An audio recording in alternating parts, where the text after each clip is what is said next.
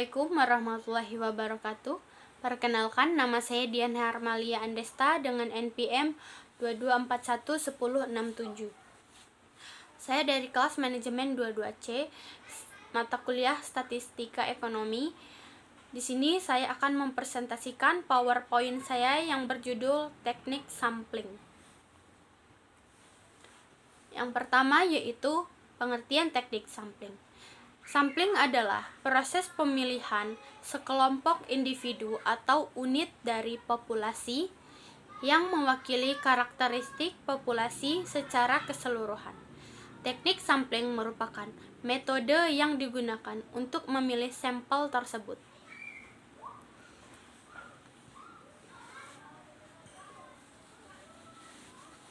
Selanjutnya, tipe-tipe teknik sampling. Yang pertama yaitu simple random sampling, yaitu mengambil sampel secara acak dari populasi secara keseluruhan. Yang kedua, stratified random sampling, yaitu mengelompokkan populasi berdasarkan karakteristik tertentu dan mengambil sampel dari setiap kelompok.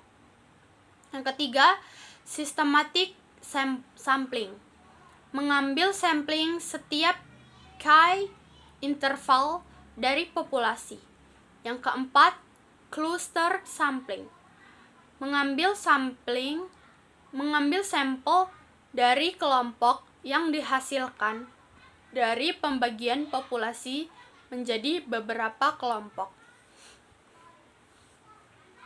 Selanjutnya yaitu ukuran sampel. Syarat sampel yang baik adalah: yang pertama, tingkat ketepatan atau precision. Seberapa dekat estimasi penelitian berdasarkan sampel yang terpilih terhadap karakteristik yang sebenarnya dari populasi. Yang kedua yaitu tingkat kepercayaan atau confidence. Derajat kepercayaan atau ketelitian. Pengambilan sebuah sampel confidence level 95% sampai 99%. Semakin tinggi confidence level, maka semakin dapat dipercaya data tersebut. Selanjutnya yaitu metode simple random sampling. Metode ini melibatkan pemilihan sampel secara acak dari populasi tersebut keseluruhan tanpa memperhatikan kelompok atau karakteristik tertentu.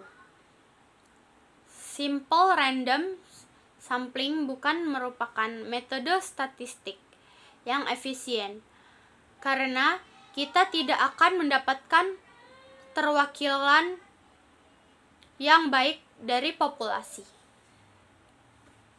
Selanjutnya, metode stratified random sampling. Metode ini membagi populasi menjadi kelompok berdasarkan karakteristik tertentu. Kemudian,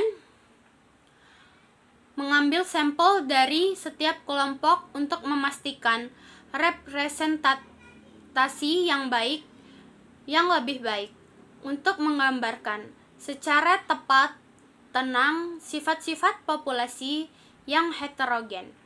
Maka populasi yang bersangkutan harus dibagi ke dalam lapisan-lapisan yang berseragam atau homogen. Dari setiap strata dapat diambil sampel secara random. Selanjutnya, metode systematic sampling. Metode ini melibatkan pengambilan sampel setiap interval dari populasi. Persyaratan yang harus dipenuhi yakni tersedianya kerangka sampling atau ukuran populasinya diketahui dengan pasti, dan populasinya mempunyai pola beraturan yang memungkinkan untuk memberikan nomor urut serta bersifat homogen. Contohnya, mengambil sampel setiap 10 orang dari populasi yang berjumlah 1000 orang. Selanjutnya, metode cluster sampling. Metode ini membagi populasi menjadi kelompok atau klaster dan hanya mengambil sampel dari beberapa kelompok yang dipilih acak. Populasi keseluruhan dibagi ke dalam beberapa kelompok atau disebut sebagai kluster dari satu sampel dalam kelompok-kelompok tersebut kemudian dipilih. Selanjutnya, cara menghitung teknik sampling. Yang pertama, menentukan populasi. Identifikasi jumlah individu atau unit dalam populasi yang ingin diteliti. Yang kedua, menentukan ukuran sampel menggunakan rumus statistik atau mengacu pada pedoman umum dalam menentukan jumlah sampel yang dibutuhkan. Yang ketiga, menyusun daftar populasi. Membuat daftar lengkap dari populasi yang akan dijadikan referensi dalam pemilihan sampel. Yang keempat, pemilihan sampel. Menggunakan teknik sampling yang sesuai dengan memilih sampel yang mewakili populasi.